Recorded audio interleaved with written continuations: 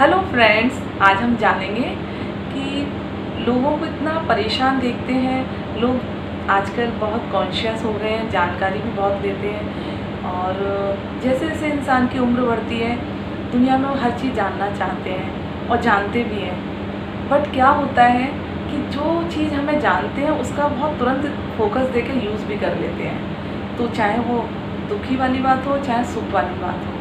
तो इसी को हम एक आर्ट ऑफ लिविंग के सीक्रेट के अनुसार जानेंगे कि हमारे माइंड के दो पार्ट हैं। एक हमारा होता है स्टोरेज, दूसरा फोकस। अब हम इसको जानेंगे कि हमें यूज़ कैसे करना है इसको। हम इसको एग्जाम्पल के थ्रू समझेंगे।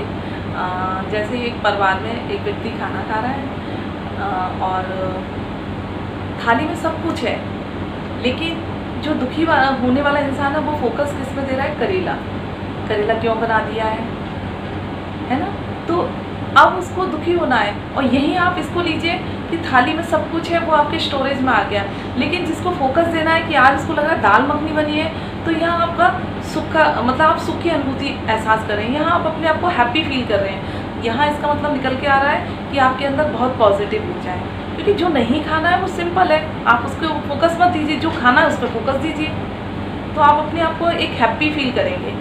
तो ऐसे करके आप अपने फोकस को एक हैप्पी में कन्वर्ट करेंगे। हम दूसरा एग्जांपल ले लेते हैं। जैसे एक परिवार में बहू से कुछ टूट जाता है बर्तन, तो उसकी मदर इन लॉ ना बहुत ज़ोर से क्लैपिंग करती है, तो उसकी डॉटर इन लॉ घबरा जाती है कि क्या हुआ माँ को। तो वो कहती है कि उसको डर लगता है, डर से पूछ भी लेती है कि माँ कोई बात हो गई। तो माँ हंसते हुए फिर क्लैपिंग करती है कि मुझे अपना तेरे को देख के मुझे अपना बचपन याद आ रहा है, बचपना याद आ गया। जब मैं भी तेरी जैसी बहू बन के आई थी ना, तो मेरे हाथ से भी ऐसे ही टूटा था बर्तन, तो मेरी सास भी ऐसे ही करके ताली मार के हंस रही थी। तो वो मतलब मैं ये कहना चाह रही हूँ तेरे से बेटा कि ये शायद रिदम है, कल को तेरी बहू आए तो ऐसी क्लैपिंग करके करना। तो मतलब कहने का मतलब इसमें क्या आया, स्टोरेज में बहुत सारी चीज़ें थी, लेकिन फोकस क्या दिया उसने? हैप्पी होने का, कि खुद भी हैप्पी है और सामने वाला जो गलती कर रहा है उसको भी हैप्पीनेस फील हुई।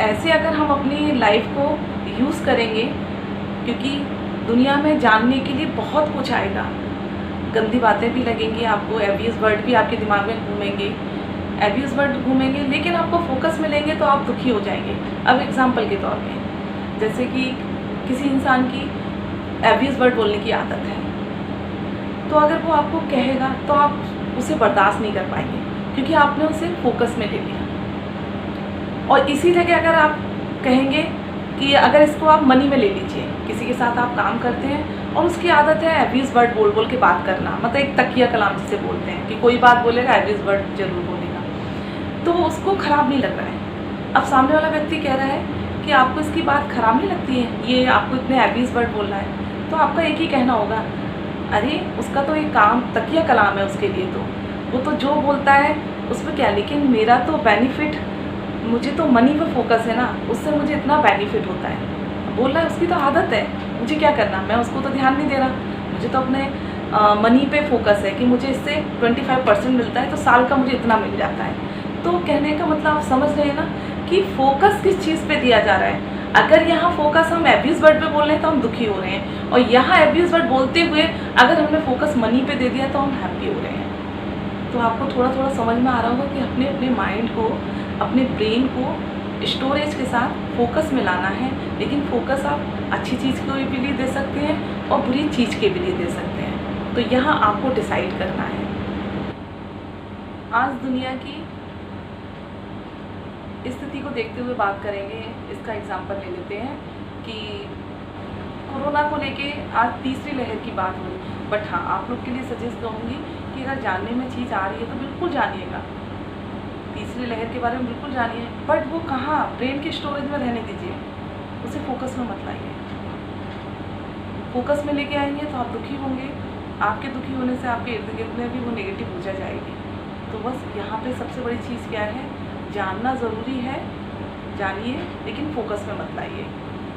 ऐसे ही लोग कह देते हैं, मेरे को एक किसी ने पूछा था कि मैम हमारे लिए अपडेट होना बहुत ज़रूरी है, न्यूज़ देखना भी ज़रूरी है, लेकिन हम फिर परेशान हो जाते हैं। तो उनके लिए भी मेरा यही कहना है कि अपने ब्रेन के स्टोरेज में हर चीज़ को डालिएगा, चाहे वो नॉलेज में हो, चाहे वो ख़राब बात हो, चाहे वो अच्छी बात हो, बट आपको क्या करना है, सिर्फ स्टोरेज में डाल के फोकस नहीं देना। जब आप फोकस नहीं देंगे तो फिर तो वेरी सिंपल, आपको लगेगा ठीक है नॉलेज में है बट हम बोल नहीं रहे हैं। तो बोलने का मतलब क्या आ रहा है यहाँ पे, फोकस। तो हमें फोकस में नहीं रखना है। ऐसे ही अपने आप को आप बहुत रिलैक्स फील कर सकते हैं। लास्ट में एग्जांपल और देना चाहूँगी। एक फैमिली में उसकी मदर इन लॉ अपनी डॉटर इन लॉ से कहती है कि बेटा हमारे परिवार में पवित्रता की कीमत है, पैसे की कीमत नहीं है। तो यहाँ जान सकते हैं कि स्टोरेज में तो बहुत सारी चीज़ें आती हैं। बहू सास के लिए सुनते हैं आप क्या क्या चीज़ें आती हैं, लेकिन सास का फोकस क्या है, उसने एक ही चीज़ बोली कि हमारे यहाँ पवित्रता की कीमत है, पैसे की कीमत नहीं है। तो इस घर में कभी झगड़ा हो नहीं सकता। इस घर में पैसे को लेके कभी आपस में मन मिटाव नहीं हो सकता। तो यहाँ पे हमें अपने ब्रेन को स्टोरेज और फोकस पे यूज़ करना है। मैन आपका स्टोरेज में सब कुछ जानने में आएगा। इतना बड़ा दुनिया है, आप घूमेंगे, बुरी बातें भी दिखाई देंगी, अच्छी बातें भी दिखाई देंगी, तो स्टोरेज में आने दीजिए, बट फोकस वही लीजिए जो आपको अच्छा लग रहा है, जो आपके दिल को सुखी लग रहा है, जो आप दूसरों को भी हैप्पी दे रहे हैं। तो यहाँ से आपको सकारात्मक और नकारात्मक ऊर्जा, मतलब दोनों पॉइंट नज़र आ रहे हैं फोकस में। तो अब ये आपको डिसाइड करना है कि अपनी लाइफ को कैसे आपको हैंडल करना है। अगर आपको ये कला आ गई ना, तो आप अपने आप को बहुत ब्रिलियंट महसूस करेंगे।